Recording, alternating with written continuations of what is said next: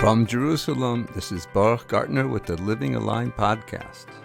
Teachings from the Hasidic masters, providing the tools you need to live with greater vitality, connection, and joy. When a person enters into the service of God, then the way that they show him, the first impression he gets along the way is being pushed away. Ask a simple question here. Is it fair that the first thing that happens to you, you get pushed away? What kind of God is that? Well, let's look at the Zohar. In Parshas Shlach, the first words in the Zohar, Providence has it that the first words deal with a bar mitzvah boy. Now, the simple translation of the word malachim could also mean messengers, but Rashi says these were really angels. In order to explain this phenomenon of angels in the world, Rabbi Yehuda opens up with a verse from Psalms. Ki malachav yitzave lach l'shamrecha b'chol darchecha. Hashem commands angels to guard you in all of your ways. No coincidence here. Says the Holy Zohar, the minute a person enters into this world, immediately it's coupled to him an evil inclination that prosecutes him, that fights him, that entices him, always. This is what David HaMelech said, Chatasi lenegdid tamid. Says the Zohar, grammatically it doesn't mean my sins are in front of me always, but rather the forces of transgression are in front of me always. This inclination will not leave a person until the day he dies, even when he's an old man. But the good news is, the day a person comes to purify himself, when is that?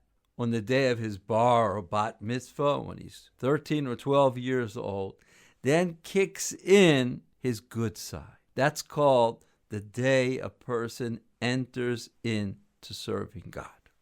The Zohar wants to say that when a person becomes bar or bat mitzvah, he gets his neshama.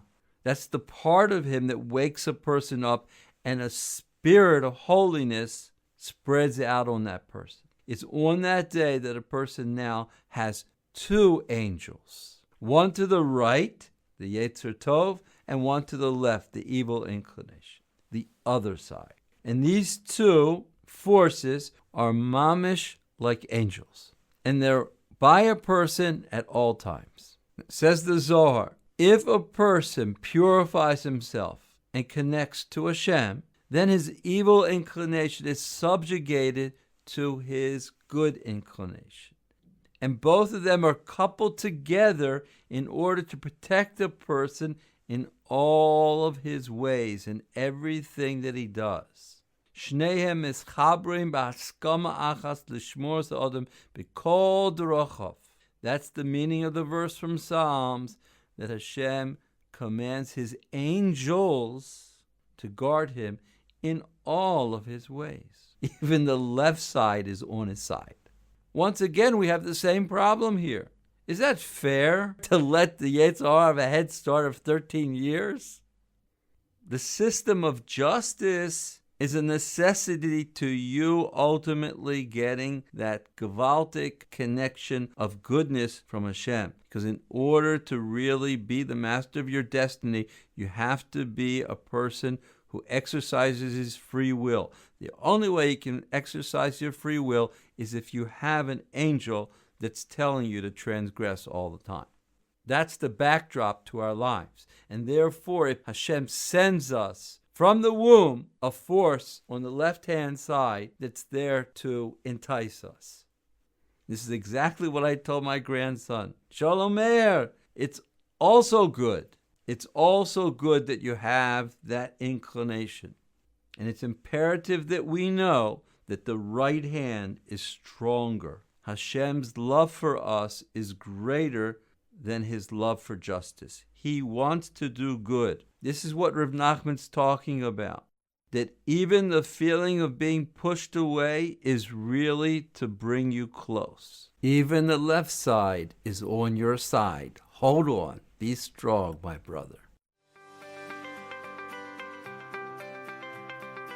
Always stay connected and subscribe now to the Living Aligned podcast.